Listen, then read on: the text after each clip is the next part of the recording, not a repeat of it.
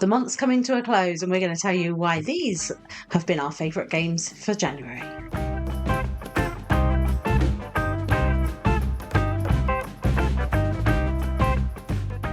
So we're a brand new year, which means 12 more months of playing board games, and we've been relatively busy actually in January, so we haven't tabled as many games as we normally do, but we have still managed to play some fantastic games. We have indeed. And of course, if you haven't seen our favourite games for the year of 2023, that is here on the channel, so do go check that out. But we're starting a fresh new year. Yeah. All new games for us to play. Well, some of them will be old, but a new selection to work with. Exactly. And the game I really enjoyed so far this year has been Apiary. Now, I kind of think we knew we were going to like this before we even played it, and that's for a number of reasons. It's Stonemaier. Check. Stonemaier very rarely put a foot wrong as far as we're concerned. There's some we like more than others, obviously, but they very rarely make a game that we don't really enjoy. They definitely hit our wheelhouse. And a friend of ours played it. He messaged us saying, I've tabled Apiary, you're going to love it. And we really, really did. There's a video elsewhere on the channel where we talk about how we used the Dice app to learn this, and how we experienced that. And obviously our thoughts on Apiary are in there. But yeah, this is just a really fun worker placement with a kind of, you need a twist because there's so many worker placement games, and this one is all about strength of bees, because as you're placing your various bees around the different space areas to upgrade your spaceship or to get various resources to complete objectives, as you're doing that, your bees are becoming more and more powerful. But as you place them on occupied spaces on the worker placement, you're shuffling the bees down, and as they come off the board, they increase in power. Now that sounds great, doesn't it? You'll be able to do stronger actions. You'll be able to go to the spaces and perform ideally the 4 strength action, which will get a really good bonus. But as soon as you do, that bee kind of goes into hibernation and you can't use it anymore. Yeah, you've got to refresh and start them again to get... And it's interesting how you manage that, because there was one point in our first game that we played where I somehow, that kind of happened simultaneously with a few of my bees, and then I kind of didn't really have many bees to work with because I hadn't done the puzzle well. So now that I know I've made that mistake, I'll be improving on that in more and more plays as we go. But so really nice puzzles, how you manage those resources, the bees and all the different things to get what you need done. There's a slight amount of asymmetry, but not any, so it's confusing. I feel it's one of those games that yields better results the more you play it. As you said, you always have the first game you play as a kind of learning experience, but learning it through the Dice app was fantastic. Great, yes. A really great way to get up and going and actually play a game without having to get really heavy into the rules. But yeah, I can see this being higher and higher on my list of favourite games the more we play it, and I'm keen to see how it plays. Yes, super easy. But I'm keen to see how it plays at bigger player counts, because it's one of those clever games that have 2 different sides of the board, one for less players, one for the full quota. And as you are obviously placing things out on the worker, placing things, shuffling things down, that's going to be a lot more hectic with bigger players placing, going for the great opening spots and competition for those. And as that has got a repercussion on your future turns, it's going to be interesting to see how you shuffle through the bees quicker and what that means for a gameplay, how different it plays at 4, for example. Yeah, it would be interesting to compare. This has been great. It was a fantastic game. And my game this month is Bristol. Now let me check the year. 1350.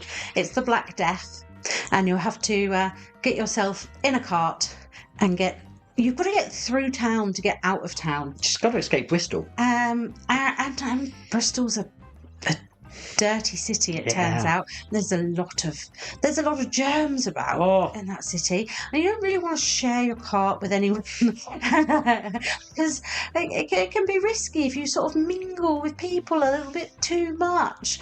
But this is a fun game. I think it plays up to about 9, and it's quite quick, sort of 20-ish minutes, and really fun, sort of almost.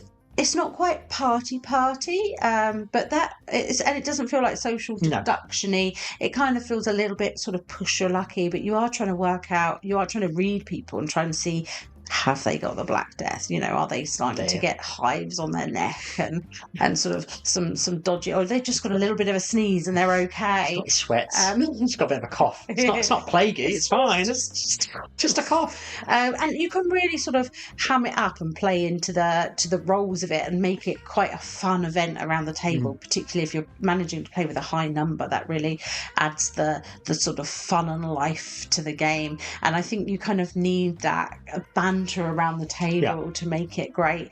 And we played, I think, with 4 or 5 of us. 5, because you had an odd number. Yes, because I was hanging about in a cart of my own. You were, yes. And that gave a whole different kind of dynamic to it, because obviously you're rolling the dice and getting to choose which you re-roll.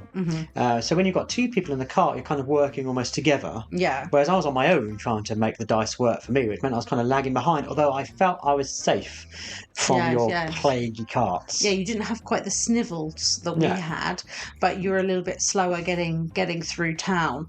And luckily I was in the front cart, and my... Your cart mate. My cart mate, yes, that's what we're calling them. We managed to sort of leap ahead at the beginning, and I think we kind of thought, right, okay, well, if we stay plague free, we can sort of barrel on through here.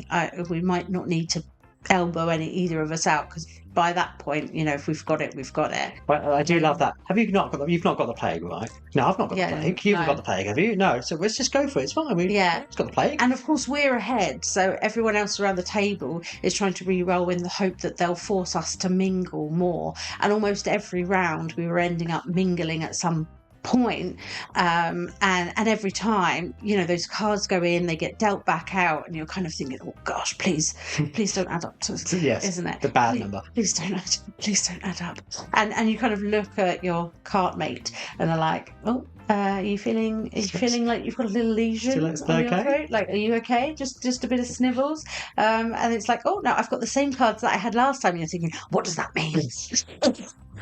What does that mean? But we did manage to race through Bristol and get to the end before anyone else. So I very much enjoyed beating the Black Death and escaping Bristol. Yeah, I was... And I just thought the fun around the table, that kind of tension as you're checking your cards each time. And you also have, not just re-rolling the dice, you also have cards that kind of can assist you with these ailments and sort of allow you to do other things. And they were quite key and very interesting, you know, to choose to take those instead of being able to roll the dice again at some point in the game was actually really key to me getting out alive. Yeah, I never got out of Bristol, and I had the plague, so it wasn't good for me. No, bad, buddy.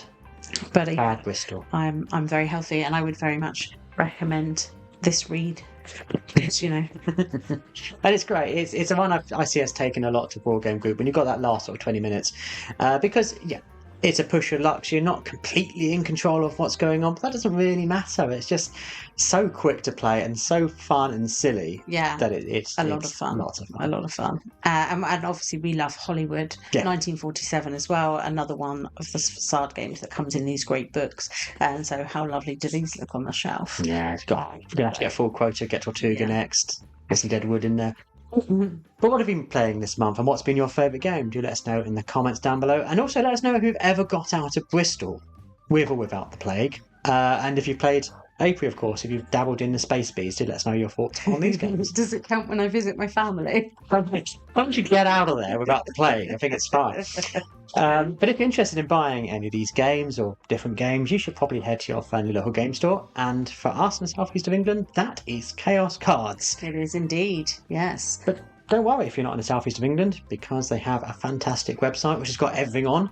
And if you use a discount code in the description down below, you'll save yourself some money at the checkout. Do make sure you're using the latest code. So if it says this code's no longer valid, go to our latest video and make sure you're using that code, because we refresh them always, so you've got a continuous flow of code you can use. Yes. But that's it from us. These are our best games, so we will see you next time. Bye.